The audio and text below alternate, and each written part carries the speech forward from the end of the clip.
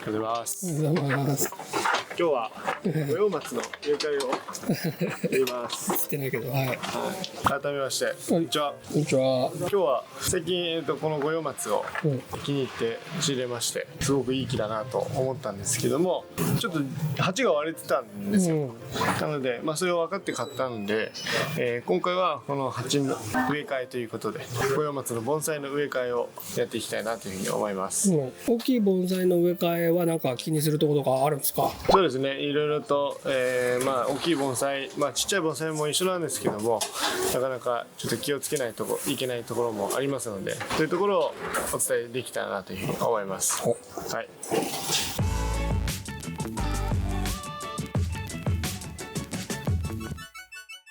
ということで、まずは、この木のいいところですね。この木は節五葉松ですね。節の継ぎ木ですね。僕らの業界だと大阪松とかって言われたりしますが、継いでる五葉松になります。次の、節の五葉っていうのは結構ですね、この辺の継ぎ目が分かりやすかったりとか、ポコポコっていう、なんつうんだろうな、パイナップルみたいになっちゃったりとか、あまり美しくないのが多いんですね。で、ただこの木の場合はですね、その継ぎ目もあまり分からずですね、苔順も非常に良くて、で何より枝の配置がいいかなというふうに思ってます。普通に模様木としてもいい木なんですね。なのでもう本当にそこがいいなと思って買ったんですけど、欠点としてはやはりこの一回鉢がちょっと割れちゃってるっていうところがありますので、今日はその鉢を変えて展示できるような綺麗な状態に持っていきたいなというふうに思います。はい、ちなみに節五葉の大体のパターンをお見せしましょう。これですね。これまさにもうザ大阪松という木ですね。ここがもう完全に肌のあれが違うと思うんですけど、こうなってしまうともうこの太さとこの細さの、差が埋まることはないかなと思います。基準が悪い。基準が悪いですよね。で、ただこの木のいいメリットとしては、この台木一番下の部分はこれ黒松についてるんですね。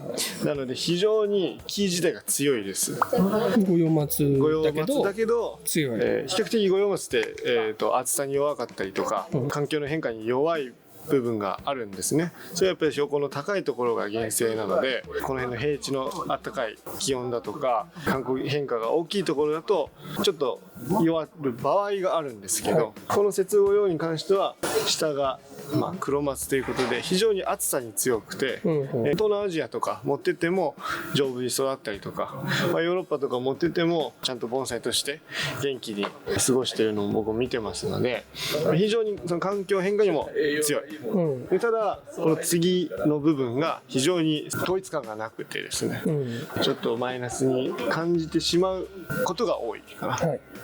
ということがこの木の特徴です。で、あとは芽がですねどんどん吹いてきてくれるので、花が詰まりやすいっていうのは一個特徴としてあるかなと思います。黒松が大木だから、生育がいいみたいな。そうですね。それもあるし、同じとこがいっぱいこういうふうにちょっと芽の整理してあげないといけないんですけども、こういうふうに出てきますので、花を作るのはすごく作りやすいです。で、ただこの木も成長期と充実期で全然枝の伸び方が違うんですね。なので充実期になるには結構時間が必要なんですけど、充実期に1回入るともう綺麗な棚を作るのは非常に作りやすい木ですね。あと綺麗に上向きますので、この木はだれないっていうのが1個特徴があります。で、もう一回この木を見てください。そういう前提の情報を踏まえて見てみると、非常にこの足元から上に行くこの苔順が非常にいいですね。で、また枝自体も古くてですね、皮もはぜてます。さっきの枝なんか結構皮が若かったと思うんですけど、この木はもう枝の方まで先まで皮が来てますので、非常に古い木っていうのが分かりますね。で、またもう充実期に入ってます。針金もかかってはいるんですけども、綺麗に棚も、できてきて芽がどんどん充実してくるような状態に入っていきですね。はい、なので、今回注意するポイントとしてはそこまでの変化はありませんけども、植え替えする時に、せっかくはぜているこの皮を剥がさないようにだったりとか、根のさばきだとかをちょっと重視してやっていきたいなと思います。はい、特になんですけど、大きいのもちっちゃいのも植え替えの時は若干土は乾かした方がやりやすいです。はい、ただそれ完全に乾かしすぎるとちょっと木自体がダメージ入っちゃうので、もう少し経ったら水やろうかなぐらいな感じまで乾かしてあげるとポロポロ土が落ちていきますので、ちょっと若干乾かし気味にやるといいと思います。でまずこれ鉢が割れてるのでポット抜いてもしょうがないので、もう割っちゃいます。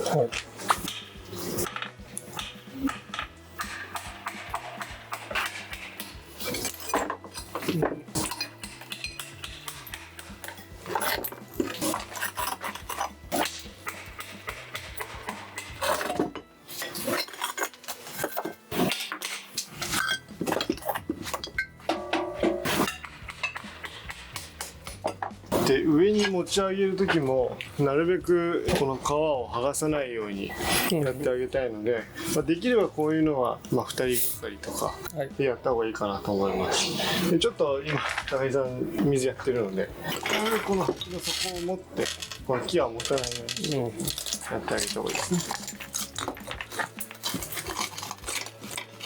だいぶ元気ですね。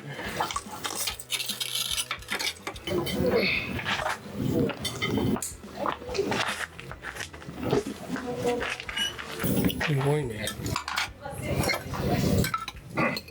いつもこう割れた鉢の場合はですね、一回全部まとめて一個一個やる場合とまとめてやっちゃう場合があると思います。割れた土は、この袋に入れて、とかこう入れてですね、その後にこれを使って叩いて、なるべく人のいないところでこう叩いて。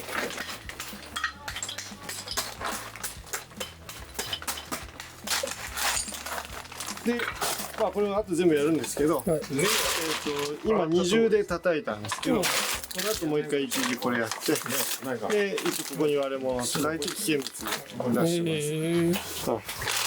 なかなか一般の家庭だと処分に困ったりすると思うんですけど、音も心配だね。そうですね。あとは単純に新聞紙来るんで割れ物ってやっても、少量だったらいいと思うんですけど、僕らはこういうのが出ちゃうので、そういうのはこう対策して。手袋をつける手が逆な時に特にこう鋭利ですので、自分気をつけてこれすごい。で次に鉢の準備ですね。この鉢が今うちにあるやつで一番合うかなと思った鉢です。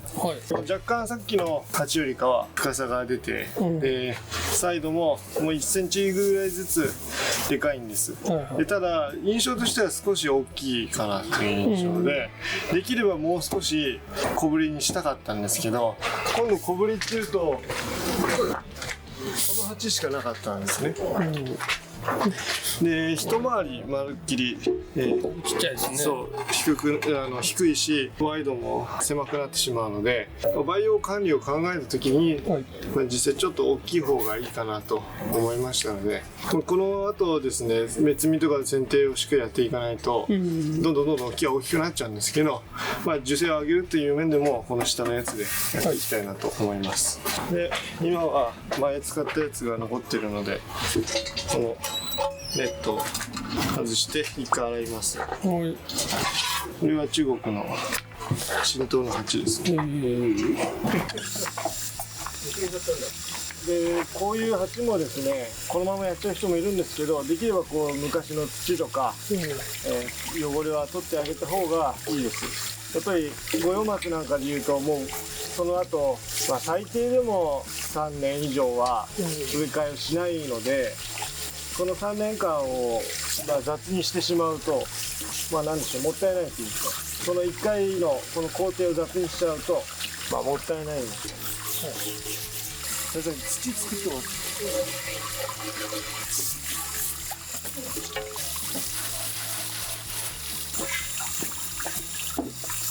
土洗い終わりました。で今度は、網をつけてみます。この音は今高木さんが土を作ってくれてます。前の土を残さないってことでは網も新しい方がいいんですか？いや、そこはね考え方によるんですけど、まあ金額が違うじゃないですか。要はこの木はいい木だし、結局例えば商売やるとして1000円2000円の盆栽もあるじゃないですか。だから1回の植え替えで結局これが原因でダメになってももったいないというか、そんなことはあんまりないんですけど、こういうのはだから単価の安いやつに再利用して、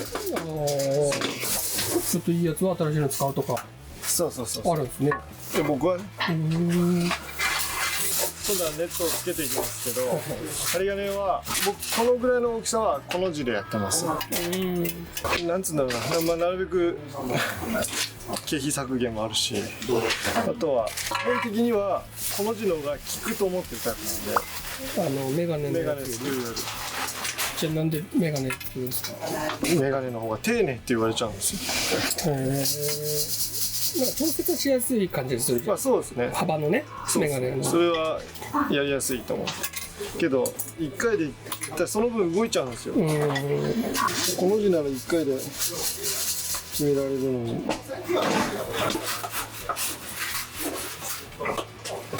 これで長すぎるとこっち行っちゃうんで。動かないです。これって。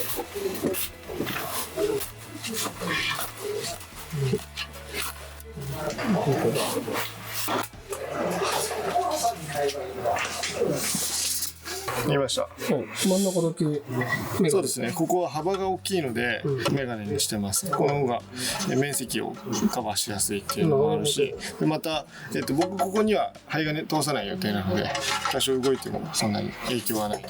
こっちは針金通すんで硬くしてます。こっちは針金は 2.5 でかけます。2.5ミリで、なるべく見せたくないんですね。その結んだ時に表面に針金を出したくないので、こういう木に関してはなるべく外でかけられるといいかなと思います。しっかり効かせた場合はこう斜めにやったりとかもするんですけど、そうするともうこういう風に針金が来てしまうのでかっこ悪いので、なるべくこの木の場合はジャストフィットぐらいなので外と外でかけてあげようかなと思います。留め方も、こっちとこっちでやるパターンとこっちでやるパターンがあって、今枝が差し枝がこっちにあるのでこの辺多分留めづらいかなと思うから、横でやってみようかな。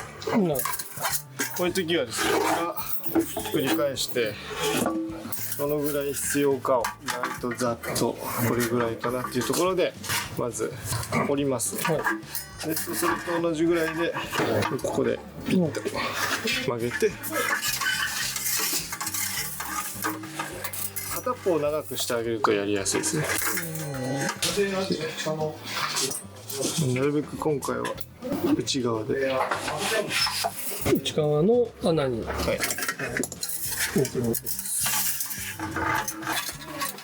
まっすぐにしとかないとねずれしちゃう。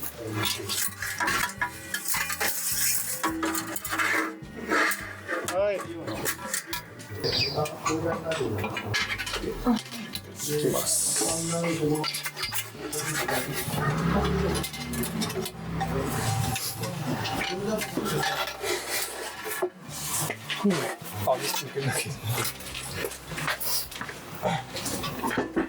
じゃあ早速植え替えをしていきます。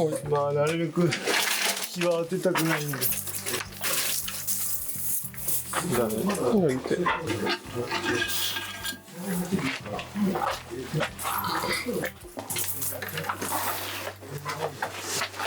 先ほどちょっとタオルをかぶしておきました。日差しが当たってしまうと根っこが悪くなってしまうので、まず最初にサイドの根っこですね、をざーっと一周ですねやっていって、その後に下側を削っていくっていう感じで考えてます。でその時に使うのこの、植え替えの冷気っていうの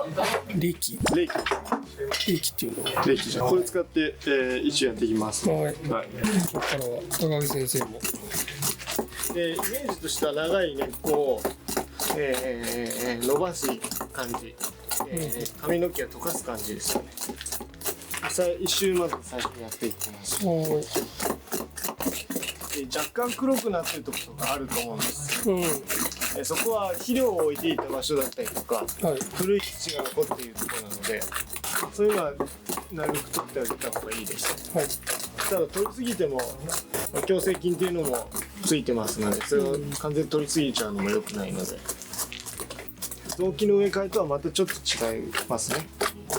土を完全に取り除くのではなく、ちょっと残すと。そうですね、若干残す感じです。雑木はこのサイズでも土全部落としちゃうんですか？樹勢によりますけど、元気なのであれば全部落としてもう根洗いまでしちゃった方がいいです。大きくても、大物も。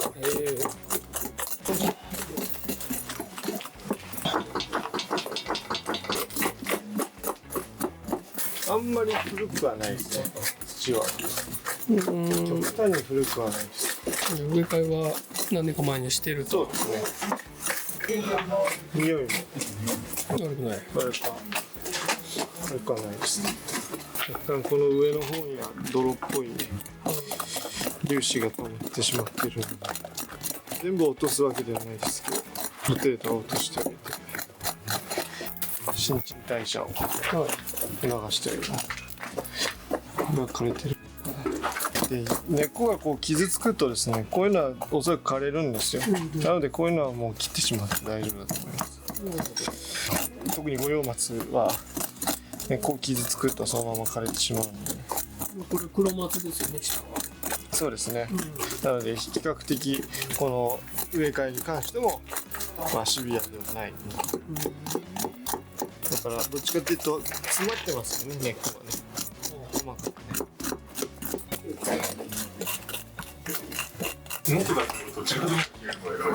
僕は小学生の時は低学年の時ですね、古生物学者になりたかったですね。靴をしてます。そういうの好きなんです。憧れた。福井とか福島行ってやりましたよ。化石ね、恐竜の化石です。恐竜博物館行ったんだ。行きました。そういう存在になれたらいいですね。僕らもね。だってその発掘してる現場とかさ、そういうのはさ、見に行ってかっこいいなって思われたくない。盆栽やってて。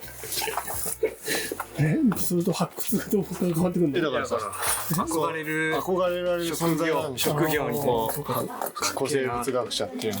もうなってんじゃないですか。だからそれをスーパースターじゃないですか。スーパースターじゃないでしょ。でもそうですねってやる。まあでも高木さんはそう思ってるよね。僕はもうなんだろう、ちびっこからこう憧れられる存在になりたい。一般的な方にってことですか。おはようございます。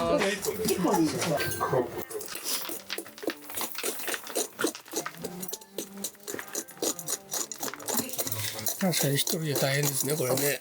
そうですね。で、このつぶつぶあるじゃないですか。つぶつぶとは。つぶつぶ。石とか。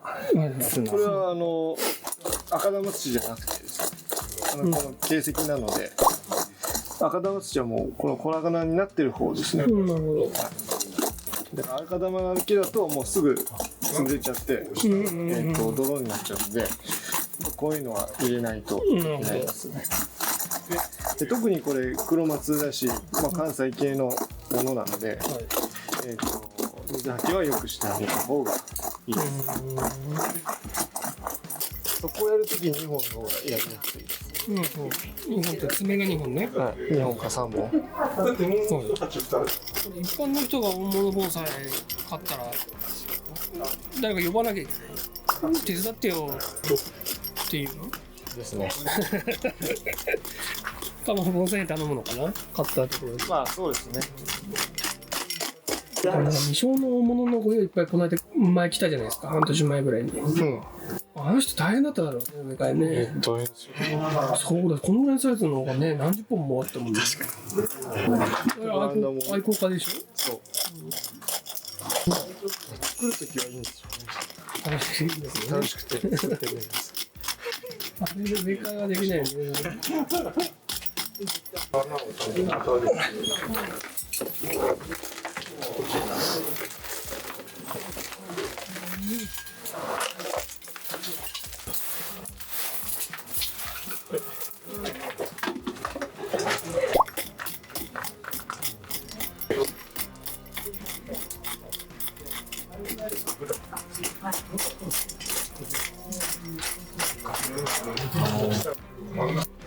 太い針のあと長すぎるやつは取ります。でこういうちょっと切れた根っこもですね、残すって人もいれば切るって人もいて、そこはまあ一概に正解はないんですけど、ただこっちのこと？こういうやつね、残すって人もいるんですよ。でも結局これ枯れる可能性が高いんですよ。で枯れてこのまま鉢の中に滞在するので、ここから腐る可能性があって、根腐れを考えると僕は切った方がいい。どこまでやるのかは目安あるんですか？ちょっと古いこの辺の硬いやつを取ってあげたいっていうのがあって、で今できる限り取ってあげたいなとは思っているんですよ。この辺があると水はけ悪いんで、水入ってこないし、水はけが良くなりそうな感じでやめたんです。そうそうそう。全部は取らないですもんね。全部は取らない。それでまず一旦これぐらいでやっていきます。で、ちょっと一回掃除して、じゃあ新しい土を入れていきます。はい。はい。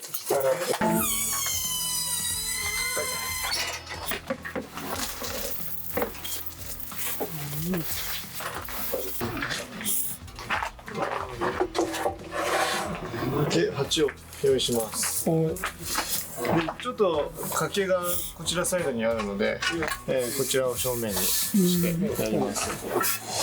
で最初はゴロ土を入れます。これはふるってある赤玉と、こっちのでっかいのはキリウズの。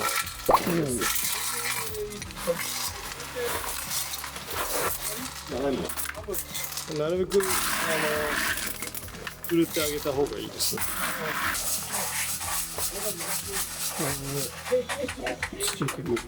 からバーでとりやすい。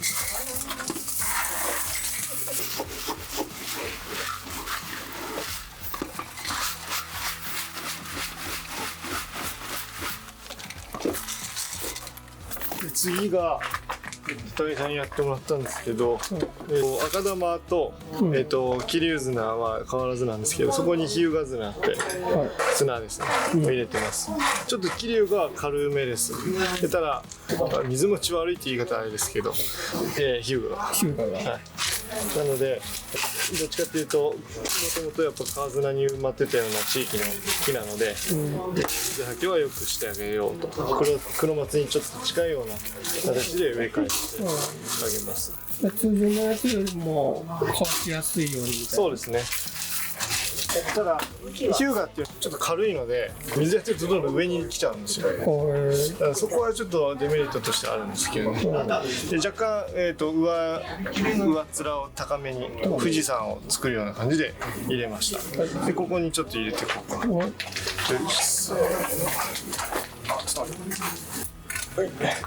で入れたら根っこを持ってツイストしていきます。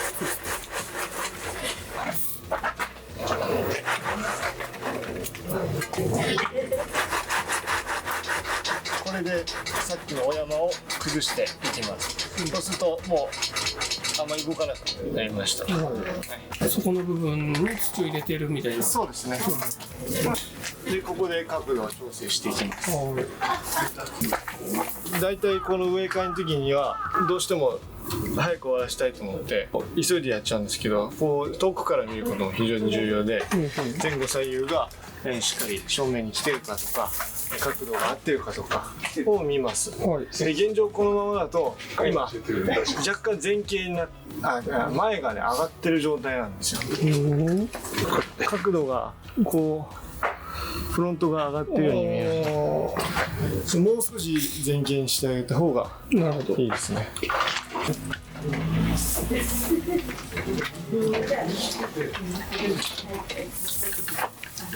こんなもんだよね。これを枝下げればなんかしかない。はい、じゃあ止めていこうか。で、止めるときにこう竹串を用意します。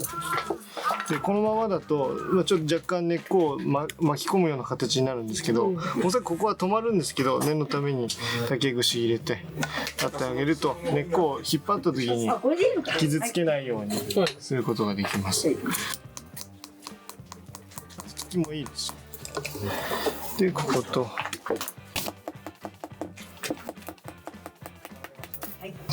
でもっと少なくする方法もあるんです。針金を、ここに2本こういう風につけてここで止めちゃえばもっとね針金が少なくやることもできます。大物で幹を持つなんてあんまないですからね。同じように。でここで先ほど言ったように片っぽを長くしておくと、この角で結ぶことができるんですよ。こういうところで結んじゃうとハの字の角度が開きすぎてねじった時に切れやすくなっちゃうので、なるべくこう結ぶ時は角で結ぶ方がいいです。そうするとこういうのがこのぐらいの角度で結べるので、こう針金が集まった時に切れにくいというか、こうなってるのがここでこうなるとここで切れやすいんですよ。それ針金同士ってことでいいですか？そうでこれがこうなった方がここがテンションかからなくて、なるほどね。切れにくい。ここよりもこっちの方がテンションがかかりにくいから、かかりにくいっていうかよく効くし切れにくい。ね。そう。で、終わりました。じゃあ土を入れちゃって。このぐらいまで土を入れ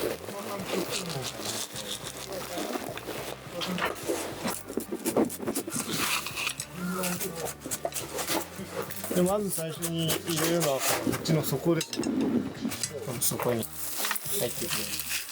じゃあ斜めに中心に向かってみたいな。何回も動画でやってるかもしれないですけど、よく旦那に言われたのはこの先に目があると思いなさいっていうか、指先を神経を使いながらどこにスペースがあるのかを感覚で探してそこにめがけてやっていく。でやらなくていいところにやっていってしまうと今度は根っこを傷つけたりとか、根詰まりの原因になってしまうので、必要なところにピンポイントでやっていく。こういう流れが効きますね。つけばいいんでしょと思ってやってるとそれが結構致命傷になったりとかもあるから、なるべく、この作業は大事に。こういう時も作る時もなるべくこういう皮をめくらないように気をつけながら。2人とかでやってる場合はちょっとお互い確認しながらやるっていうね、こう回転させながら。お互い確認っていうのは相手がやったところをもう一回やるみたいな。そうですね。ちょっと反対側やってみようかとか、この辺が空いてたなとか。その一人だけだとミスじゃないんだけど見逃しがあるからちょっと揺らしながらねやる場合もある。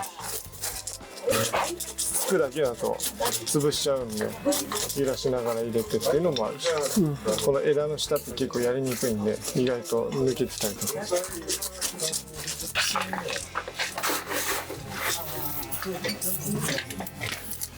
全体今入れたんですけど、一周もう一個細かいの入れます。根っこが今ほぼない状態なので、粗い土だけだと最初の何ヶ月か定着に時間かかるから、その間に乾きが早いとあれなのちょっとダメージ入っちゃう場合あるので、若干一周だけでも入れて、でここでこうなんつうの混ぜる感じですね、細かいの。でもそれをつつきすぎるとこの土の性質上細かいのって下行っちゃうんですよ、なので根詰まりしちゃうのでなじませる程度でこれでやっていくとあれどんどん土入ってくるじゃんとなっちゃうんですけど、ただ細かいのが中にいってるだけなんで、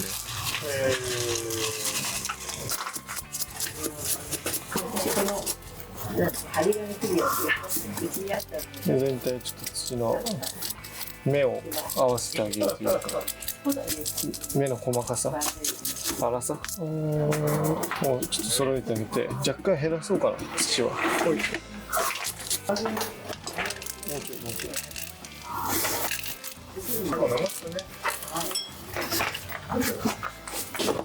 若干縁よりは下に来るようにやってあげましょう。この方が綺麗に見えます。パンパンに入ってるとそのちょっとした差なんですけど、見た目的には下の方が綺麗に見えます。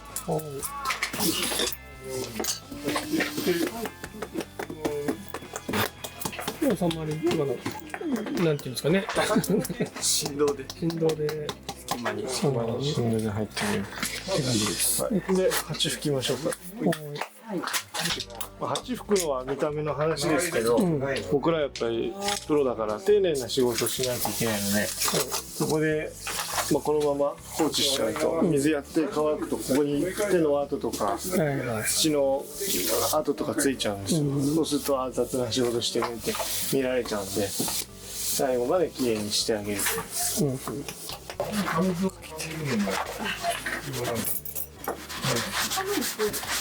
ベビーオイルですか？ベビーオイルで、特にこの鉢は割と新しい鉢なんですけど、飾る時にもねこうつけてあげると光沢が出て、鉢だったら何とも言えない味が出るし、新しいのでも若干時代が乗っているようにも見えるし、オリーブオイルでもいいですか？オリーブオイル使う人もいますけど、粘度は高いです、オリーブオイルの方が。こちらちょっとつきやすいかな。あとは椿油とかね、はもう少し光沢は出ます。けど重くて結構ホコリがついちゃったりとかするから、僕は一番さらっとしててこれ使いやすいのはこれですね。ベビーオイル。あとオリーブオイルは匂いがいいんじゃない？いや酸化すると酸っぱくなるんで。なるほど。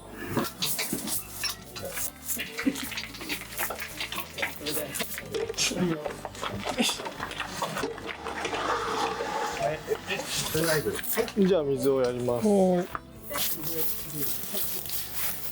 で最初はみじんって言って茶色い水が出ると思います。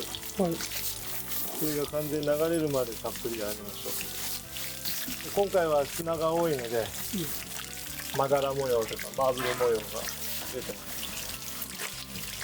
これを関西だったら砂で植える、川砂っていうので植えるんですけど、こっちないので。向こうによって環境が結構違うから入手のしやすさも違います。赤玉が向こうは取れないので、向こうは川砂がいっぱい取れますから、そういう違いはありますね。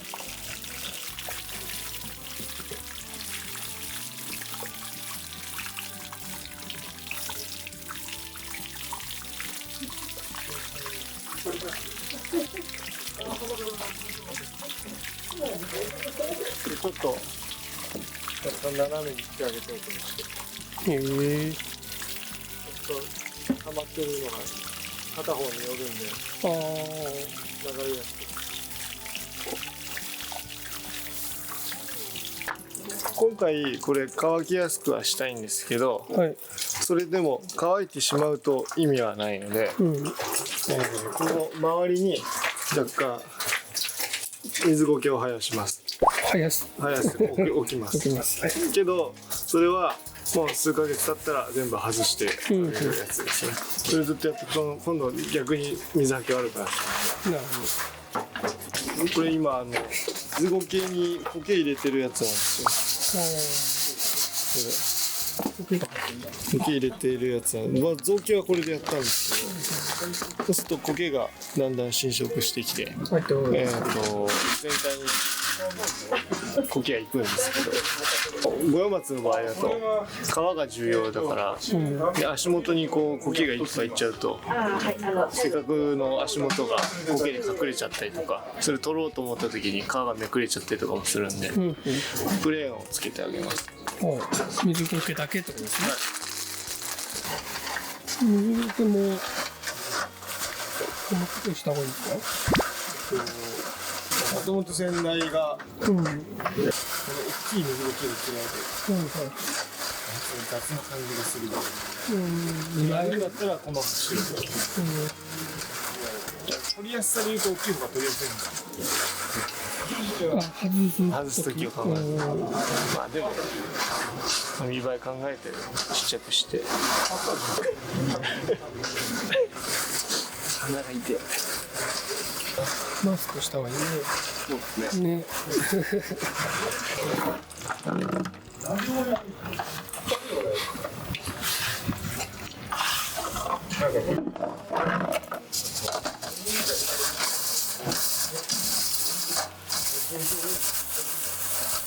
で置くのは足元だけですね。ちょっと絞って。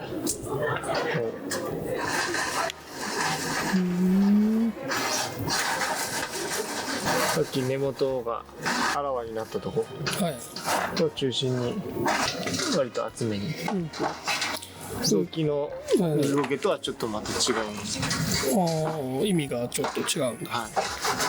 これもだから植え替え後の蒸散を防ぐために、そうですね。コネが死なないようにする。だから4月とか3月4月の水吸う時の対策ってもう感じですね。夏には外してあげた方がいいと思います。まあ状況によるかもしれないですけどね。落ち着くまで残してあげる感じ。なんか商品だと水苔外側にやってなんか土のこぼれ防止みたいなもやったりするじゃないですか。これは内側なんですね。これは乾かないようにする。乾かない。長期的に見たら絶対いらないんですけど、この直後だけはやってあげた方が木のためです。まあやらなくてもいいんですけど、やってあげた方が持ちはいいです。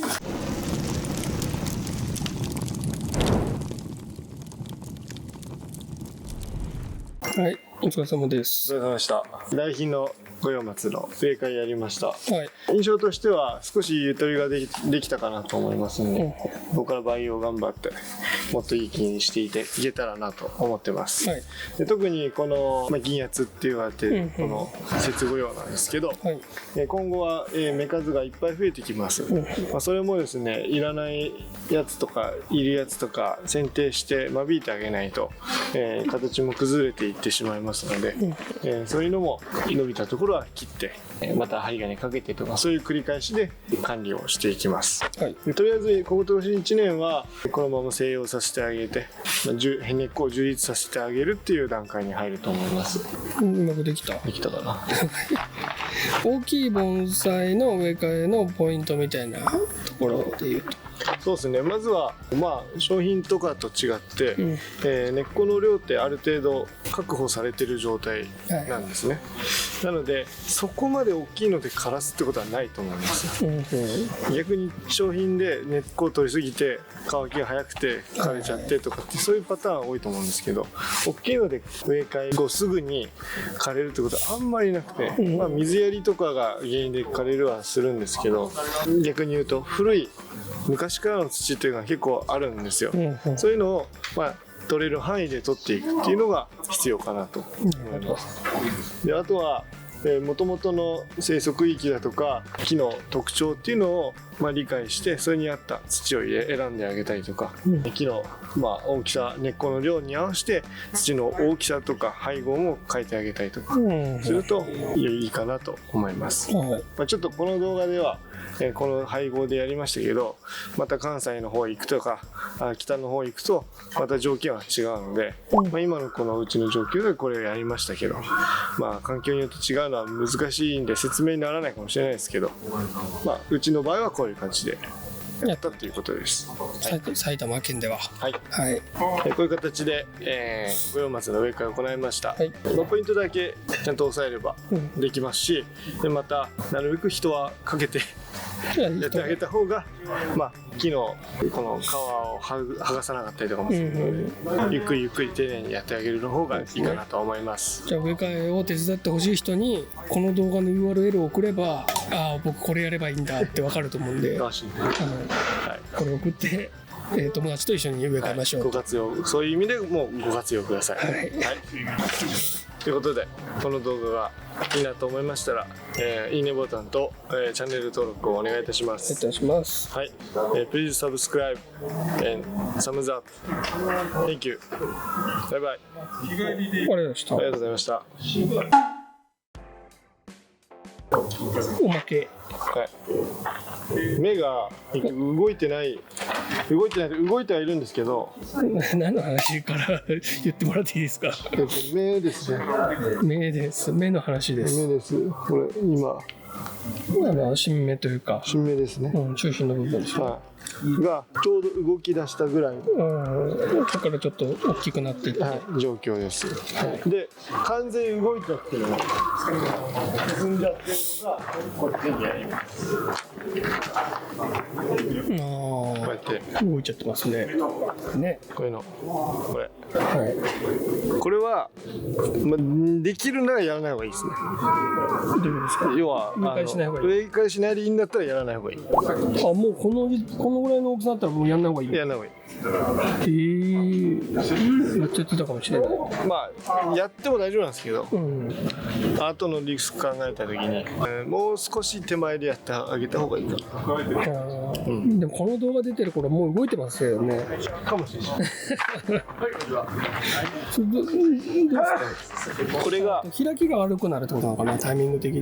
いや、その一番そのままスムーズに元気になってくれるというか、一回寝ちゃうんですね。ああいうぐらいになった時に根っこ傷つける。成長も始まってるのにもかかわらず根っこを傷つけるんで、一回止まるというか。そうこれぐらいでギリかなとは思う、いつも。これ？なるほど。ちょうどやってあげようぐらいな感じかな。あれはちょっと伸びすぎですよね。ってことはやっぱちょっと動画遅いかね。来年公開しますか。でも東北とかの人たちは今ちょうど同じぐらいのタイミングでか。西からこう始まるんで、植え替えは多分1週間後かにそのぐらい出してると思うんで。あとベランダとかの人結構早いですね。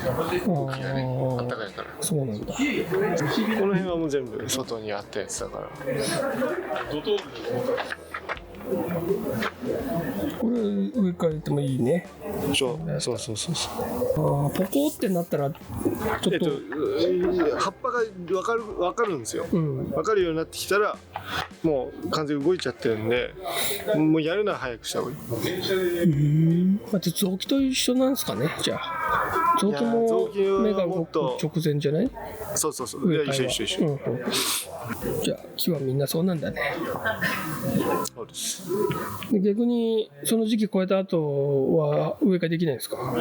できます。できなくはないです。逆にあの状態でもやる人はやりますし、けどもろもろのリスクを考えた時に、じゃあ例えば 10%、20% の確率が 30%、40% になる可能性があるのがでは何かのダメージを負ってしまう可能性があるのはあっちの方がリスクが高いってことですね。だからできなくはない。であとはやるんであれば今度は真夏に特に40度を超えるような地域、関東だとか、あとは、西の方もそうかもしれないですけども、そういうところだと五葉松の活動は一回なんつうの寝るというか休眠期に入る、夏の休眠期みたいな、はい、そこで、やることはあります。夏の植え替えはうちの初代が見つけてやってたやつですけど、まあでもちょっと初心者の人は春やった方がいいかもしれないちょっと特殊ですもんね、夏の植え替えってで大事なのは植え替えした後はちゃんと鉢を温めてあげることです、しっかりと鉢が温かいことによって根っこが、こう活性化していきますので、ここで棚下とかそういうところに置いてしまうと良くないので、しっかり火に当てて鉢も温めて葉っぱにも火を当ててあげるっていうことをすればどんどん、根っこは伸びていきますので、それは春での植え替えでも夏の植え替えでもちゃんと日向に当ててあげましょう。鉢を温めると。はい。ということでお知らせ、チャチャのインスタ始めました。動画なんか BS かなんかで出るでしょ。あれいつ20日。間に合わないな。再放送24です。再放送24間に合うかなそれも BS NHK 岩合さんの世界猫歩きで当時の猫が出ると、特集していただきました。楽しみだね。私見れないけど。それと伴い、インスタも作りましたんで、よかったらチェックお願いします。じゃあありがとうございました。ありがとうございました。はい